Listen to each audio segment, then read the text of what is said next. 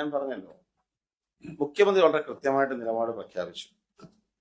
സംസ്ഥാനത്ത് നാളെ ഇത്തരമൊരു വിൽപ്പന ഉണ്ടാവുകയാണെങ്കിൽ നിലവിൽ വരാൻ പോകുന്ന സെൽ ടാക്സ് എന്നാണ് അദ്ദേഹം നിയമസഭയ്ക്കുள் പ്രഖ്യാപിച്ചത്. ഇവിടെ കൃത്യമാണ് ആ കാര്യത്തിലെ നിലപാട്. കേരളത്തിൽ മദ്യവിൽപ്പന, ഏത് തരത്തിലുള്ള മദ്യവിൽപ്പനയെ സംബന്ധിച്ചും അന്തിമ വാക്ക് പോളിസിയാണ്.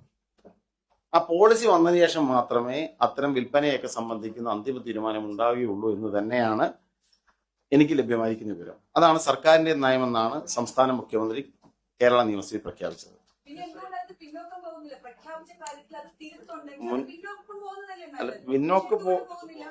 ഒരു യഥാർത്ഥത്തിൽ എങ്ങനെയാണ് കേരളത്തിൽ അതിന്റെ നാൾവഴികളൊക്കെ എല്ലാവർക്കും അറിയാം.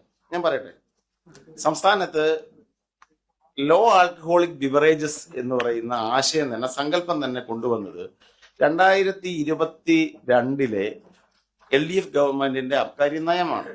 അപ്പൊ അതിലെ paragraph number 25 Udayabhanu commission report സൂചിപ്പിച്ചുകൊണ്ട് ലോ ആൽക്കഹോളിക് ബിവറേജസ് എന്നൊരു കാഴ്ചപ്പാട് കൊണ്ടുവന്നത്.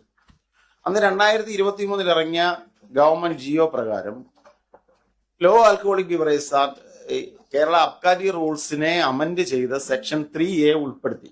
സെക്ഷൻ 3A പ്രകാരമാണ് ലോ ആൽക്കഹോളിക് ബിവറേജസ് എന്ന് പറയുന്ന ഒരു ഫ്രേസ് തന്നെ കേരളത്തിൽ അബ്കാരി നിയമത്തിൽ വരുന്നത്. അതിനുശേഷം 2025 ഇറക്കിയ അടുത്ത നോട്ടിഫിക്കേഷനിലൂടെ ഈ ലോ ആൽക്കഹോളിക് ബിവറേജസിന്റെ വീര്യം 0.5 to 20 BV ആണ്. അതിനുശേഷം 2025 ജിയോയിലൂടെ 20% മുതൽ 30% വരെ വീര്യമുള്ള പുതിയൊരു മദ്യത്തിന്റെ സങ്കല്പം കൊണ്ടുവന്നു. അത് പഴങ്ങളിലൂടെ ഉത്പാദിപ്പിക്കുന്നതാണ്, horti wines and horti liquor. ഇവിടെ ലോ ആൽക്കഹോളിക് ബിവറേജസുമായി ബന്ധപ്പെട്ട് വാർത്തകൾ ഉയർന്നു വന്നപ്പോൾ CPM സംസ്ഥാന സെക്രട്ടറി പറഞ്ഞത്, അല്ലെങ്കിൽ അതുമായി ബന്ധപ്പെട്ട ആളുകൾ പറഞ്ഞത്, പഴങ്ങളിൽ നിന്നും ഈ മദ്യം ഉത്പാദിപ്പിക്കുന്ന കർഷകരെ സഹായിക്കുന്ന ഒരു നയമാണെന്നാണ്. ഇവിടെ സെയിൽ ടാക്സുമായി ബന്ധപ്പെട്ട കാര്യങ്ങൾ ഉയർന്നു വന്നു. അത്തരം ഒരു വൈൻസിന്റെ കാര്യത്തിലാണോ?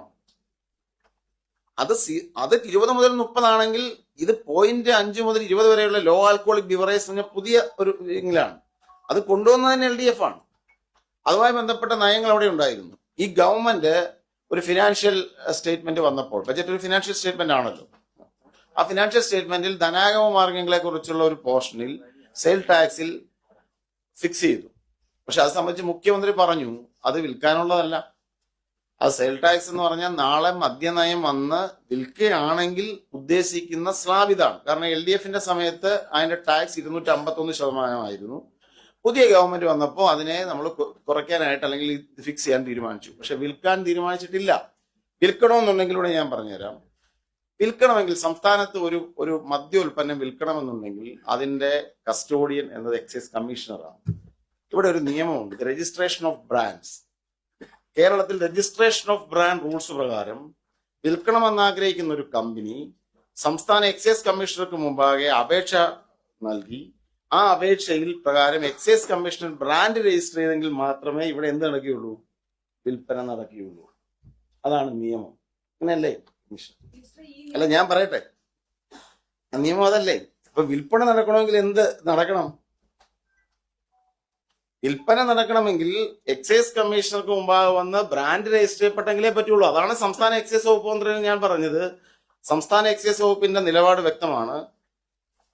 ഇവിടെ സംസ്ഥാന എക്സൈസിന് മുമ്പാകെ എക്സൈസ് നയം വരുന്നതിന് മുൻപ് അത്തരമൊരു ബ്രാൻഡ് രജിസ്ട്രേഷൻ ആപ്ലിക്കേഷൻ വന്നാൽ എക്സൈസ് വകുപ്പ് മന്ത്രി എന്ന നിലയിൽ തീർച്ചയായിട്ടും അത് റിജക്ട് ചെയ്യണമെന്ന് നിർദ്ദേശം നൽകാനുള്ള അവകാശം എനിക്കുണ്ടെന്നാണ് ഞാൻ കരുതുന്നത്. അത് തീർച്ചയായിട്ടും ആ അധികാരത്തിന് അത് സംസ്ഥാന എക്സൈസ് വകുപ്പ് മന്ത്രിക്കും സംസ്ഥാന എക്സൈസ് കമ്മീഷന് മുമ്പായി എടുക്കാവുന്ന തീരുമാനമാണ്. അതിന് കൃത്യമായ നിയമങ്ങളുണ്ട്. അത് ഉദ്ദേശിച്ച് തന്നെയാണ് സംസ്ഥാന മുഖ്യമന്ത്രി കൃത്യമായിട്ട് പറഞ്ഞത്. ഇവിടെ അബ്കാരി പോളിസി വന്നതിന് ശേഷം മാത്രമേ ഇതുമായി ബന്ധപ്പെട്ട തീരുമാനങ്ങളുള്ളൂ. നാളെ പോളിസി വന്നാൽ അതൊരു ഡിബേറ്റബിൾ ആയ കാര്യം. ഇപ്പൊ എന്റെ നിലപാട് എന്താണെന്ന് ഞാൻ ഇവിടെ പരസ്യം പറയുമ്പോൾ 2 തരത്തിൽ സമൂഹത്തിൽ ചർച്ചകൾ നടന്നേക്കാം.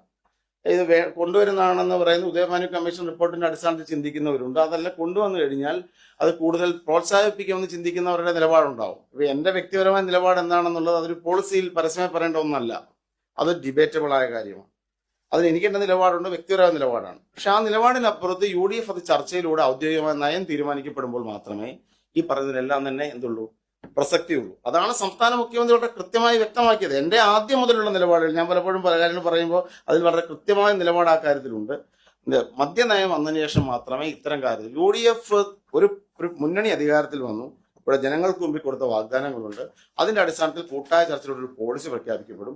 ആ പോളിസിയുടെ അടിസ്ഥാനത്തിൽ മാത്രമേ തീരുമാനം. ഇത് വ്യക്തിപരമായ ഇഷ്ടാനിഷ്ടങ്ങളുടെ പ്രസക്തിക്ക് അപ്പുറത്ത് UDF എടുക്കുന്ന നിലപാട്, കോൺഗ്രസ് പാർട്ടിയുടെ നിലപാട്, ഇതൊക്കെയാണ് എന്നെ സ്വാധീനിക്കുന്ന കാര്യം ഞാൻ പറയാനായിട്ട്.